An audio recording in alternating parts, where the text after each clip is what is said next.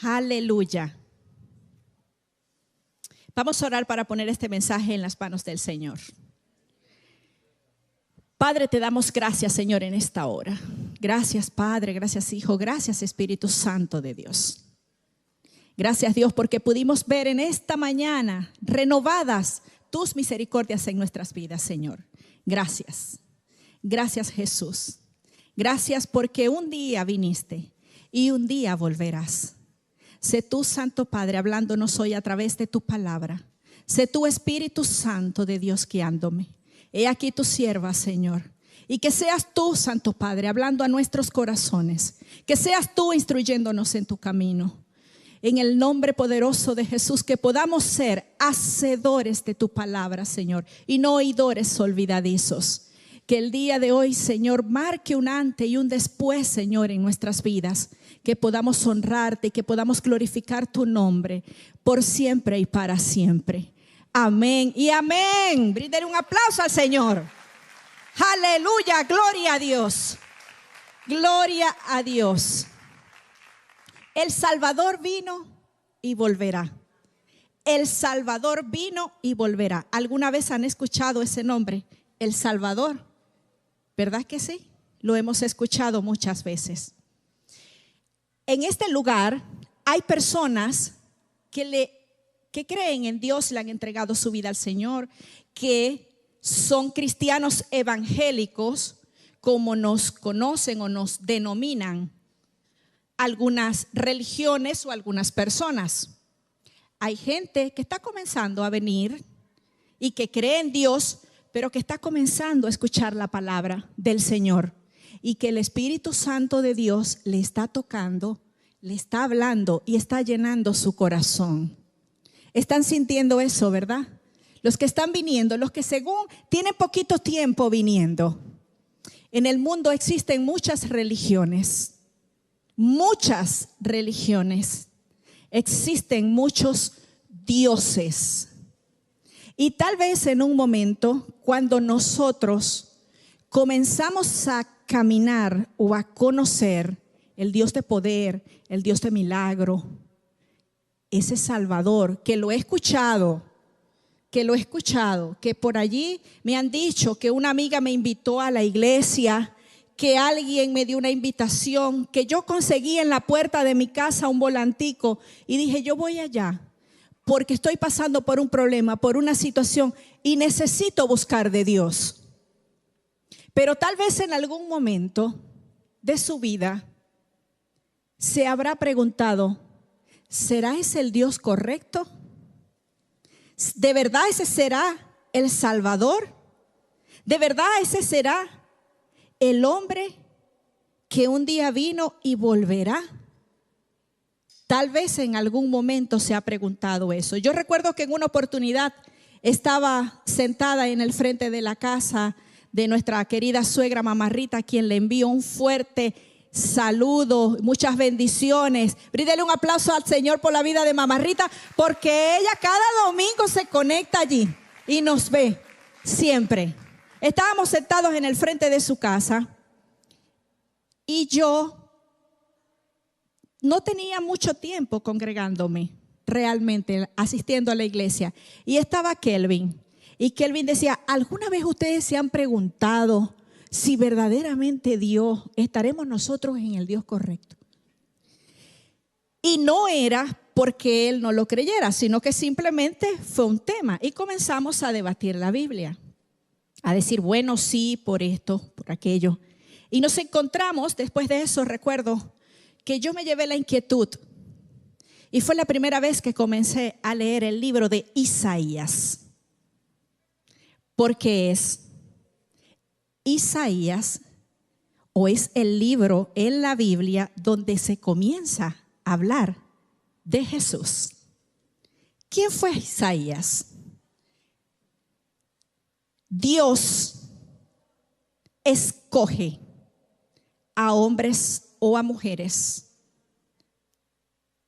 para que profeticen y para que hablen, no en su nombre, escuche bien, es Dios hablando a través de ellos. es el mismo Dios quien habla a través de un profeta o de una profeta. Entonces escoge a Isaías, este hombre varón de Dios, para que le hable primeramente al pueblo de Judá y al pueblo de Israel. Comienza a hablarles y a decirles, este pueblo era un pueblo que se había vuelto atrás, le había dado la espalda a Dios. Ellos estaban adorando a otros dioses, ellos habían perdido su fe, y aún los que eran judíos solamente se estaban dedicando a rendir holocaustos a Dios. ¿Qué es un holocausto? En esa época el pueblo o los judíos, el pueblo escogido por Dios, agarraban el mejor becerro, los mejores carneros, los sacrificaban y lo presentaban como una ofrenda a Dios. Entonces Dios veía cómo ellos estaban sumergidos en idolatría, no había fe y su corazón estaba lejos de Él. Ellos iban a esos rituales que hacían porque el Señor decía, es un ritual, están presentando solo sacrificios, pero su corazón está lejos de mí. No se han vuelto a mí. Y tomó a este hombre y le dijo, le vas a hablar a mi pueblo. Y comenzó a darle palabras de exhortación al pueblo para que se arrepintieran, para que le buscaran. Este pueblo, aún así, seguía cayendo en lo mismo.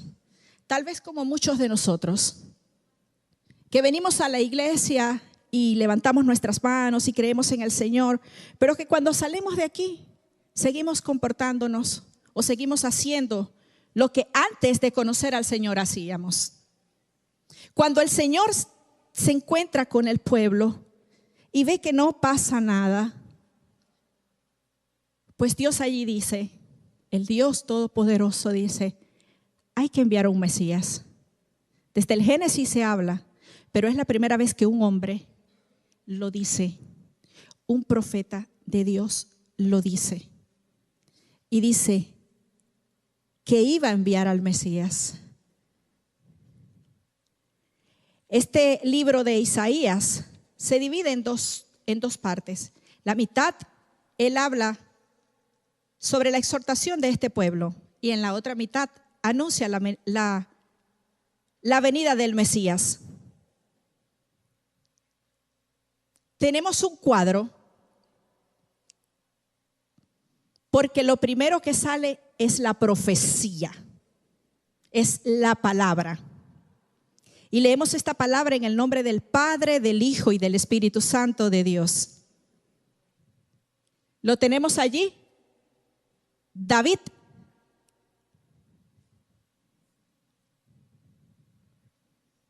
Sí, allí lo tenemos. Isaías 7:14.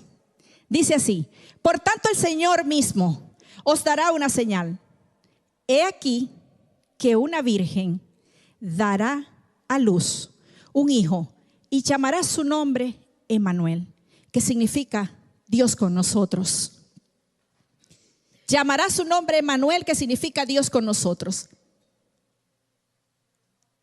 La gente o el mundo, aún cuando le había dado la espalda a Dios, aún cuando no le buscaba, Él dijo: les voy a enviar un Mesías para que ellos sepan que yo estoy con ellos. Que cada día, sin importar lo que hagan, siempre y cuando en su corazón haya arrepentimiento, me busquen en espíritu y en verdad, yo voy a estar con ellos. Y aún incluso cuando no les busquemos, aún incluso cuando no haya arrepentimiento, aún incluso cuando les fallemos, Dios está con nosotros. ¿Cuántos creen que Dios está con nosotros? Amén, aleluya. Ahora mire, este hombre Isaías, ay, gloria a Dios. Ahora es que esto se va a poner bueno. Esa fue la profecía, esa fue la promesa. Ahora nos vamos a Lucas 1. Lucas 1. 30. ¿Lo tienen? Allí pueden verlo. Pero voy a llamar a una persona que pueda leerlo. Aquí, rapidito, que pueda pasar.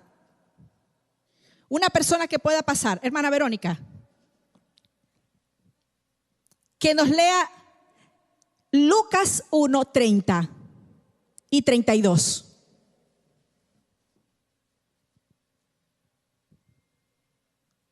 Y el ángel dijo: no temas, María, porque has hallado gracia delante de Dios. Y he aquí, concebirás en tu seno y darás a luz un hijo, y le pondrás por nombre Jesús. Este será grande y será llamado Hijo del Altísimo. Y el Señor Dios le dará el trono de su padre David. ¡Aleluya! Yo sé que usted no se está emocionando todavía, pareciera. Pero fíjese algo. Esto lo dijo Isaías, un profeta. Pero ¿sabe cuánto tiempo antes? Ay, Dios. Lo dijo aproximadamente, dice la Biblia y los estudiosos y los teólogos, 600 años. Antes de que Jesús, de que este ángel se le apareciera a la Virgen, aproximadamente 600 años antes. O sea, casi 1000 años. Miren cuántas cosas han pasado en 1000 años. Miren, en estos 100 años que llevamos, cuántas cosas han acontecido en el mundo. Se construyeron carros, aviones, celulares, computadoras. El mundo ha cambiado tanto, ¿verdad? Pero imagínense ustedes 600 años antes. Y después de 600 años se le aparece un ángel. La profecía, 600 años antes. El cumplimiento, cuando se le dice a la mujer que iba a ser la madre. Ahora bien, Mateo 1:20 dice: y pasando él en estos, he aquí un ángel del Señor se le apareció en sueños y le dijo: José, hijo de David, no temas recibir a María tu mujer, porque lo que en ella es engendrado del Espíritu Santo es. Y dará a luz un hijo y llamará su nombre Jesús, porque él salvará a su pueblo de pecados. Y darás un hijo y llamará su nombre Jesús, porque él salvará a su pueblo de pecados. Jesús iba a ser enviado para que fuéramos salvos de nuestros pecados. Todo esto aconteció para que se cumpliese, aleluya, lo dicho por el Señor por medio del profeta Isaías. El ángel se lo está diciendo cuando dijo: he aquí una virgen recibirá y conseguirá a luz un hijo y llamará su nombre Emmanuel, que traducido es Dios con nosotros. Es allí donde el ángel le confirma y le dice que es Dios con nosotros, que ustedes han fallado, que en ustedes ya no hay arreglo, dijo Dios, pero yo les voy a enviar un Mesías, que significa Dios con ustedes, que no los va a abandonar, que va a estar día a día con ustedes, para que todo aquel que se arrepienta de pecado conozca al Señor. Aleluya. Sí, eso se merece un aplauso, porque ese aplauso es para Dios. Ese aplauso es para Dios, que cumplió, que soltó una profecía, que soltó una palabra y 600 años después la cumplió. María salió embarazada. Imagínense ustedes aquel hombre. ¿Sabe por qué el ángel le habló a José? Porque si hoy día, con todo lo que vemos en el mundo, un hombre, una mujer saliera embarazada y le dijera: yo estoy embarazada del Espíritu Santo, a su esposo, ¿qué diría el esposo? Imagínense usted en ese tiempo que María le dijo: estoy embarazada. Ellos no habían tenido relaciones, no se había consumado el acto. Y José estaba aturdido. José se acostó pensando y diciendo: Dios mío, ¿cómo es esto? Pero él amaba a María porque sabía, se había enamorado de una buena mujer y decía: yo no puedo venderla, porque en esa época tal vez la podían apedrear, la podían matar. No quería avergonzarla. Y se le aparece este ángel en sueño y le dice esto: Entonces, era para darle paz a José y era para que se diera cuenta que se iba a cumplir esa palabra dada por el profeta 600 años después. La profecía y el cumplimiento. Entonces ahí nosotros empezamos a decir, bueno, entonces parece que sí estoy creyendo en el Dios correcto, ¿verdad? Eso es lo primero que nos prueba eso, que nos dice, aquí hay una prueba, porque estamos comenzando, ¿verdad? En el Evangelio, estamos empezando a conocer a Dios. Jesús crece y comienza, se bautiza, comienza su ministerio, comienza a predicar las buenas nuevas de salvación y comienza a hacer milagros. Esa es la mejor parte de los cristianos, los milagros. Eso es lo que más nos gusta, sobre todo cuando estamos enfermos, ¿verdad? Cuando queremos algo, cuando no tenemos un trabajo, cuando no tenemos una casa, cuando no tenemos un carro, cuando tenemos problemas. Esa es la mejor parte, saber que Dios puede hacer el milagro de transformar nuestras vidas. Uno de mis milagros favoritos es la mujer de flujo de sangre. Es uno de mis milagros favoritos porque la mujer del flujo de sangre es un milagro que es una fe que sorprende a Jesús. Cuando la mujer va sabiendo que Jesús iba a pasar por su ciudad, dice la palabra que ella tenía un sangrado durante 12 años, pero que en ese momento ella dijo, si tan solo yo tocara el borde de su manto, yo recibiría sanidad. Y ella fue en medio de tanta gente y tocó el borde del manto de Jesús. Aquí hay, ya va.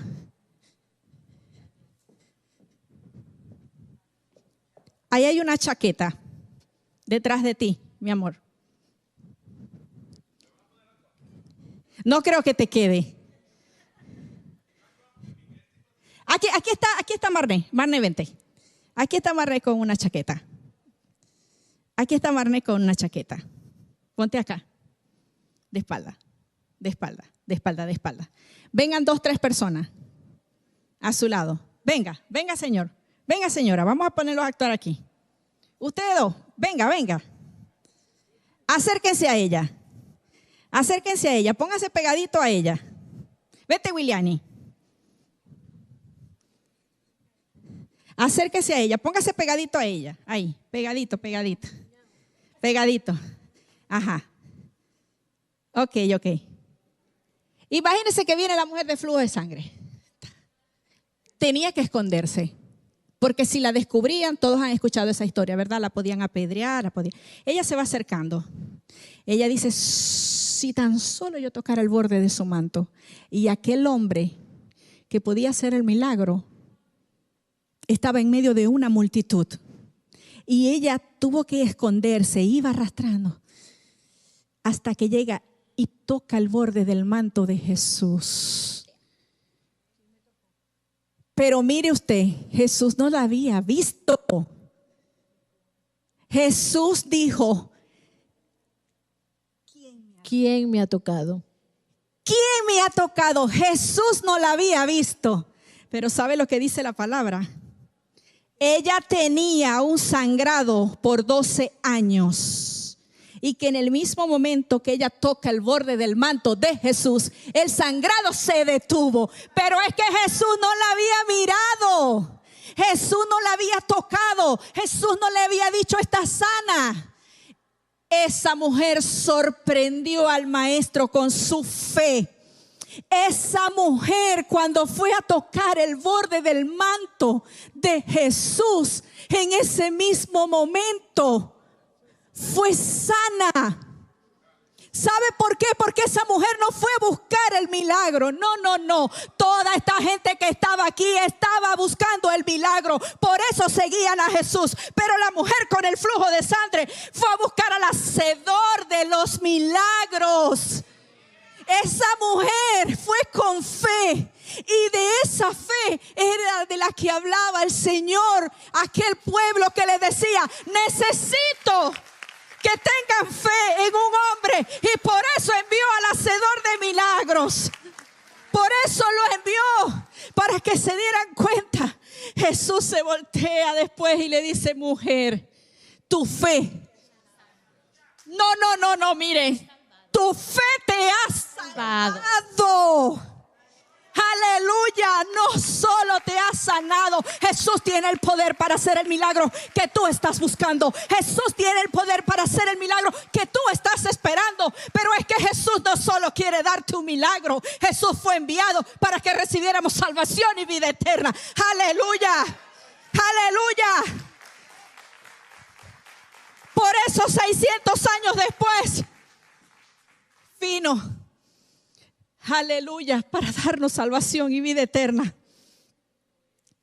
Después de hacer todos estos milagros y de mostrarnos su amor y de enseñarnos cómo debemos vivir, qué debemos hacer nosotros para seguir sus pasos. A mí también se me seca la garganta, Nórida. Lo digo porque no hay día siempre dice: es que yo cuando voy a predicar se me seca la garganta. A mí también. Perdón por tomar agua, pero bueno, estamos en vivo, ¿verdad? Y somos humanos. Mateo 6:21. En Mateo 6:21 encontramos otra prueba. Pásate, Laura. Ven. Vamos a leer este pasaje.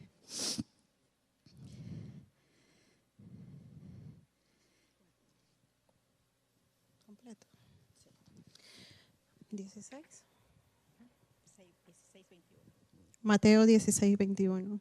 Desde entonces comenzó Jesús a declarar a sus discípulos que le era necesario ir a Jerusalén y padecer muchos de los ancianos, de los principales sacerdotes y de los escribas,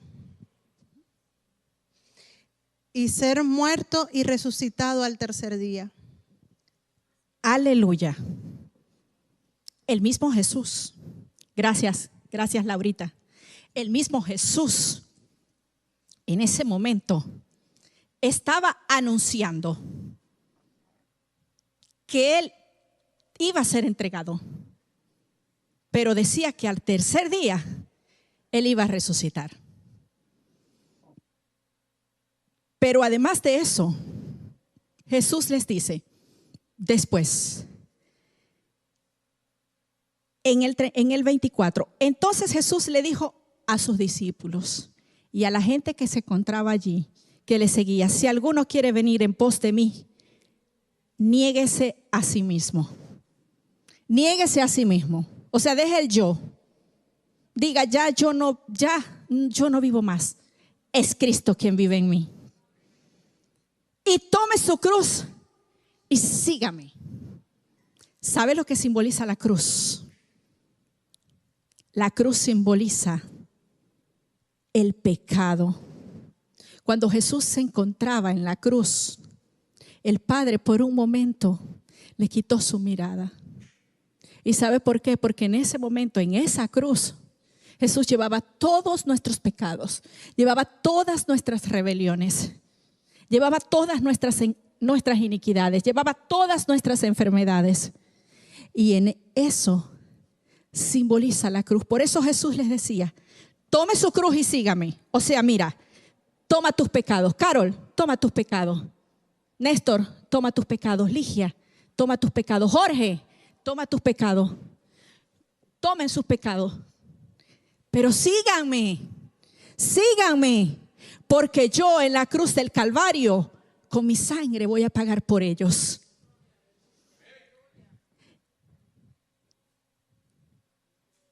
Porque todo el que quiera salvar su vida, la perderá. Y todo el que pierda su vida por causa de mí, la hallará. Esto es una palabra espiritual. Algunas veces hay gente que tiene una enfermedad.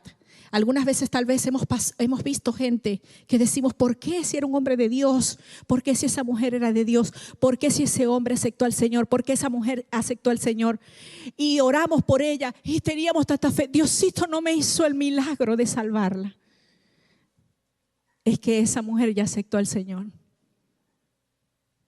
Y el Señor sabe que aun cuando pierda la vida física, si ya lo aceptó como su Dios y Salvador, ya halló la vida eterna. Halló la vida eterna. Por eso hay cosas que a veces no entendemos y decimos, ¿por qué sucede esto? Sucede por eso. Aleluya, gloria a Dios. Y todo el que pierda su vida por causa de mí la hallará. ¿Cuánta gente predicando el evangelio le han quitado su vida? Los mismos discípulos, apóstoles, todos fueron crucificados de una forma tremenda, horrible humanamente, menos Juan. Sin embargo, Juan murió en el exilio, en una isla solo, sin nadie. Ahí nadie ahí nadie lo exaltaba, ahí nadie le reconocía nada. Pero ahí estaba delante de la presencia del Señor, cumpliéndose el propósito más hermoso que ese hombre pudo tener, que fue escribir el libro del Apocalipsis. Ese hombre no tenía lápiz ni papel, pero ese hombre escribió el libro del Apocalipsis sobre las piedras de esa cueva donde él estaba, en esa isla, diciendo que ese Mesías, que una vez su profeta tantos años antes dijo que venía, él repetía y decía, va a venir y va a venir y volverá. Aleluya. Yo creo que eso se merece un aleluya. Aleluya. Porque ¿qué aprovechará el hombre si ganara todo el mundo y perdiere su alma? ¿Qué aprovechará el hombre si ganara todo el mundo y perdiere su alma? Como humanos, como hombres, hay dos cosas que la gente o que buscamos. El primero es tener dinero y el segundo, mucha gente busca tener la fama. Y cuando alcanzamos el dinero o tal vez tener la fama, ya sentimos que tenemos todo, ya sentimos que no necesitamos de Dios. Pero Jesús, esta palabra la está diciendo, Jesús dice, ¿de qué le sirve al hombre ganar el mundo si va a perder su alma? ¿De qué nos sirve acumular fortuna, dinero en esta tierra? Si un día, cuando muramos, porque esta vida, este cuerpo tiene un día en el que vamos a partir, y a veces pensamos que eso no va a pasar, pero cuando vemos a nuestros amigos que fallecieron, cuando vemos a un familiar, nos damos cuenta que en un momento nosotros vamos también a pasar por eso. O cuando vemos que nosotros mismos tal vez nos enfermamos, que somos tan vulnerables, que hoy estamos y mañana no sabemos, que a lo mejor un accidente de tránsito que fue así, en un momento podemos perder la vida. Toda esa fortuna y toda esa fama no nos va a servir de nada.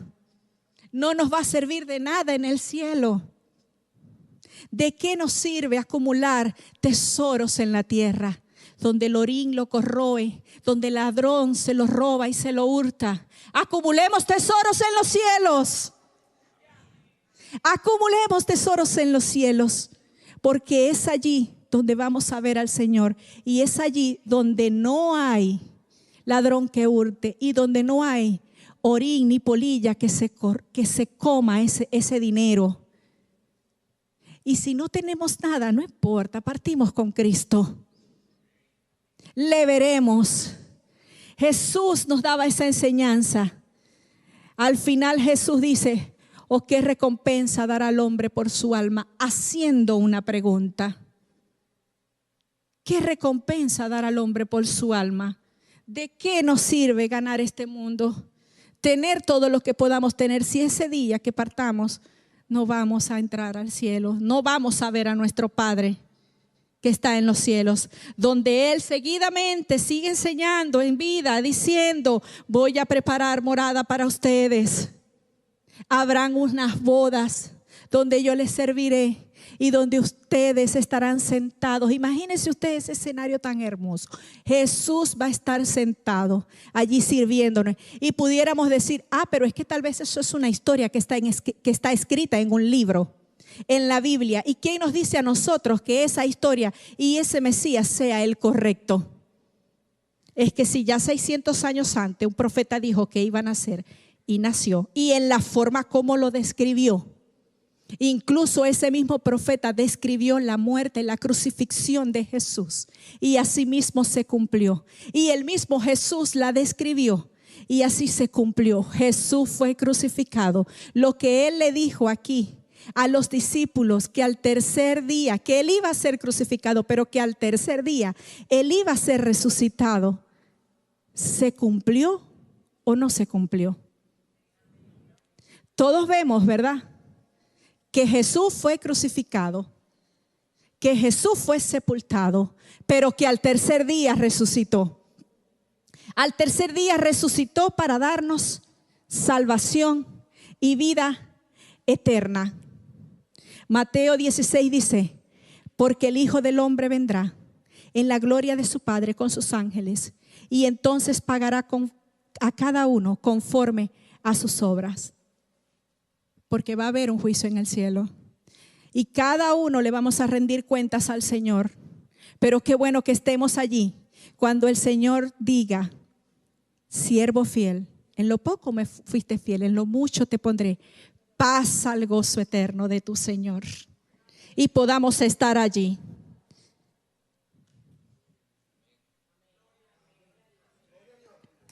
Levante su mano aquel que quiera estar en ese lugar, delante del Rey de Reyes y del Señor de Señores.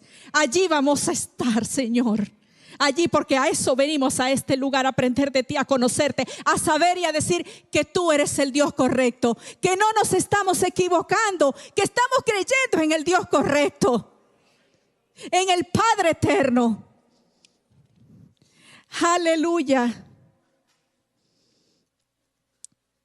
En ese Padre eterno que envió a ese Hijo, que nos mostró el mayor amor del mundo, entregando su vida por redención a nosotros.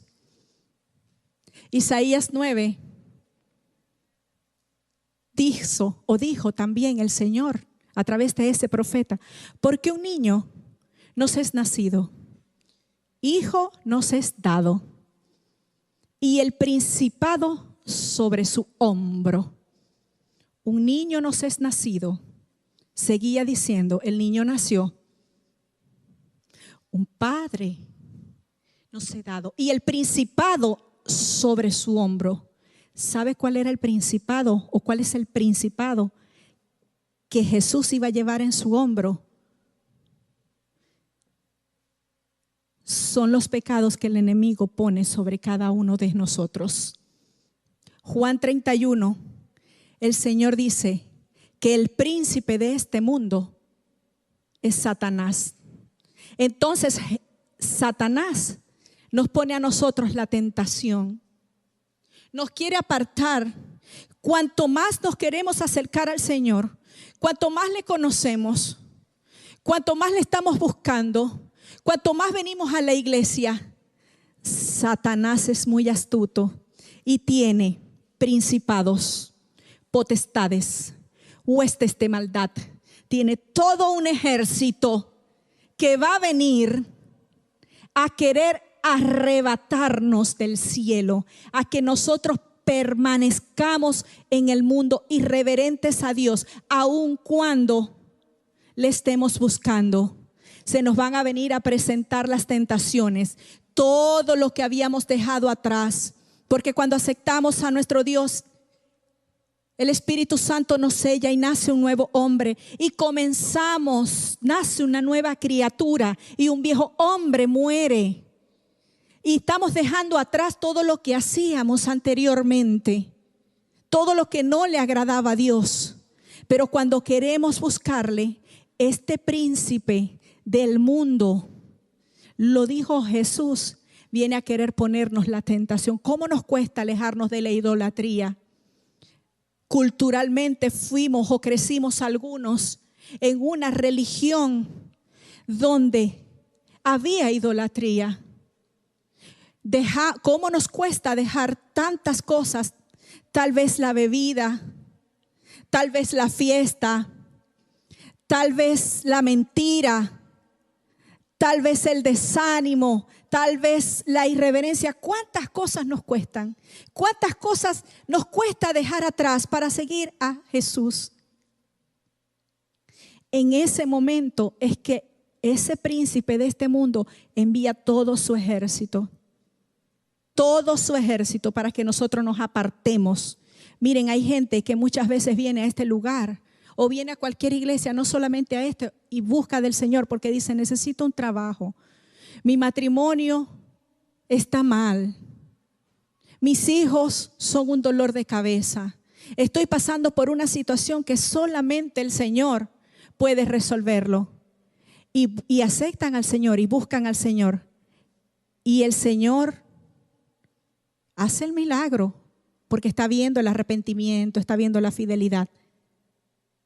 Pero viene el príncipe de este mundo y lo quita. Otra vez, ¿sabe por qué? Porque la carne es débil. Entonces nosotros tenemos que orar, mantenernos firmes. No importa cuántas veces Satanás te quiera sacar del camino y del propósito que Dios tiene sobre ti. No importa, tú permaneces fiel aún cuando el mundo te presente miles de cosas. Permanece fiel.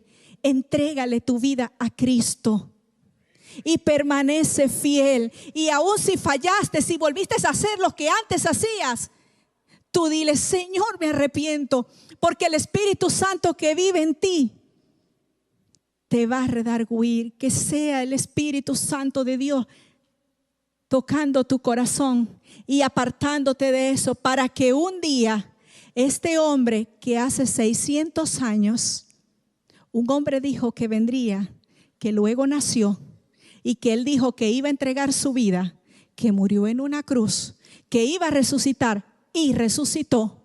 Un día cuando él venga nuevamente, estemos delante de su presencia. Aleluya. Y llamará su nombre admirable. Es que Jesús fue admirable. Nos dio ejemplo en todo. En todo nos dio ejemplo. Fue admirado, pero por lo que más Jesús fue admirado fue por eso, por ese hermoso sacrificio que hizo en la cruz del Calvario. Nadie, ningún hombre, ningún Dios, en ningún lugar. Primero, no fue anunciado 600 años antes por un profeta. No fue. Segundo, no hubo un cumplimiento de esa palabra. Tercero, no murió en una cruz por amor a nosotros, sin merecerlo, porque Jesús no cometió pecado. Y tercero, no resucitó. El único que ha resucitado ha sido Jesús. Así que por eso Jesús es admirable. Isaías dijo: va a ser consejero. Aleluya. ¿De cuánto Jesús es consejero en este lugar? ¿Verdad que sí? No importa lo que estemos pasando. A ver, es bueno pedirle consejo a una persona que sabemos que nos va a dar un buen consejo. Y ojo con esto, sí, pida el consejo a la persona correcta.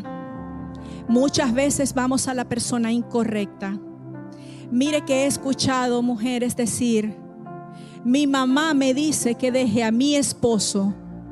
¿Y ese es el papá de tus hijos? Sí. Y él te ha golpeado, no. Y él no. Y él no. Y él no. Entonces uno dice: si la mamá te está dando ese consejo, cuando la Biblia dice que Jesús es consejero, entonces vamos a Jesús en primer lugar y después vamos a buscar ese consejo en la persona correcta. Yo no sé a qué lugar tú estás yendo a buscar el consejo de qué persona. Yo solamente te digo hoy: busca en el consejero Jesús. Él te va a dar la respuesta. Eso que tú estás pasando, esa respuesta que tú estás buscando, Jesús te la va a dar. Esa palabra que estás esperando, tú la vas a recibir. En el nombre poderoso de Jesús. La vas a recibir porque la estás buscando en el admirable y en el consejero. Dios fuerte, dijo Isaías. Aleluya, Dios fuerte. Esa me encanta. ¿Sabe por qué? Porque ese es el Dios fuerte. Ese es el Dios que permanece por siempre. El reino que no tendrá fin, dijo Isaías. El reino que no tendrá fin, dijo Jehová de los ejércitos a través del profeta. Ese es el reino que no va a tener fin, porque es el Dios fuerte. Es el quien pelea por tus batallas. Es el quien va delante de ti, librando todas las batallas, venciendo como poderoso gigante a todos tus enemigos. Ese es el Dios fuerte, el que prevalece, el que fue, el que es, el que será, el que fue, el que es y el que ha de venir. Aleluya. Padre eterno, eterno, es eterno. Ese es el Padre más hermoso, el que nos ama, el que no importa cuánto nosotros le fallemos, Él nos ama. Él está allí. Cuán padre, cuán madre. Porque qué hombre, si su hijo le pide pan, le va a dar una piedra. Porque qué hombre, si su hijo le pide un pescado, le va a dar una serpiente. No lo van a hacer, ¿verdad? Si su niña les pide pan, ¿qué le van a dar? Pan, ¿verdad? Y si les pide un pescado, le van a dar un pescado. Ese es el Padre eterno, Jesús. Porque si nosotros, siendo malos, les damos buenas dádivas a nuestros hijos, mucho más nuestro Padre, que está ¿dónde? En los cielos, que nos escucha, que nos ve, que está allí. Ese es nuestro Padre eterno, el que no nos va a abandonar, y lo que le pidamos, Él nos lo va a conceder, milagro. Lo va a conceder, Williani, ¿verdad? No los va a conceder, Dani, no los va a conceder, porque es nuestro Padre eterno que vive por siempre y para siempre. Aleluya. Que viene, que un día vendrá como poderoso gigante, como poderoso gigante con todo su señorío, y donde toda rodilla se doblará delante de Él. Toda rodilla se doblará delante de Él. No va a existir en la tierra nadie que se pueda rendir ante el Dios todopoderoso, ante el Dios fuerte, ante el Padre eterno. Porque Él es el príncipe de paz. Dijo el Señor, será príncipe de paz. El otro es el príncipe de este mundo. Pero el que vino, el que iba a venir, vino, resucitó al tercer día y vendrá. Es el príncipe de paz. Es el príncipe de paz. Es el príncipe de lo espiritual. Es el Dios eterno, de ese reino eterno. Es el príncipe de paz porque fue el Mesías, el Cordero, que vino al mundo, entregó su vida por nosotros. Príncipe de paz, para darnos paz, porque a través de su sacrificio el Señor iba a reconciliar al hombre con Dios. Ese velo se rasgó cuando Jesús resucitó, cuando Jesús murió en la cruz de Calvario. Ese velo se rasgó, y hoy día nosotros podemos estar ante la presencia del príncipe de paz, del único que nos puede dar paz en esa angustia, en esa dificultad, en esa desesperanza. Es el único que nos puede dar paz. Es el único que llena nuestro corazón de paz, de esa paz, como lo dijo Jesús, que sobrepasa todo entendimiento. Oh, yo la doy, no como el mundo la da, dijo Jesús. Es esa paz que no importa lo que el mundo nos ofrezca, solo Jesús puede dar esa paz. Por eso Él es el príncipe de paz. Así que el Señor es ese admirable, ese consejero, ese Dios fuerte, ese Padre eterno y ese príncipe de paz. ¿Cuántos de los que están en este lugar quieren decirle: Señor, reconozco que tú eres mi príncipe de paz, que tú eres mi Dios admirable, consejero, que eres el Padre eterno? Sí, colóquese sobre sus pies en este momento, para que a través de esta alabanza usted allí le diga al Señor: reconozco que tú eres admirable, que eres consejero, que eres mi Padre eterno, que eres el príncipe de paz. Usted allí con el Espíritu Santo de Dios, con ese Dios a quien hoy usted le puede decir a sus amigos, a sus amigas, al mundo entero: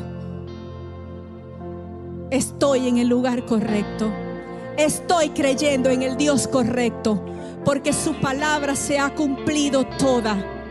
¿Cuántos creen que Él volverá?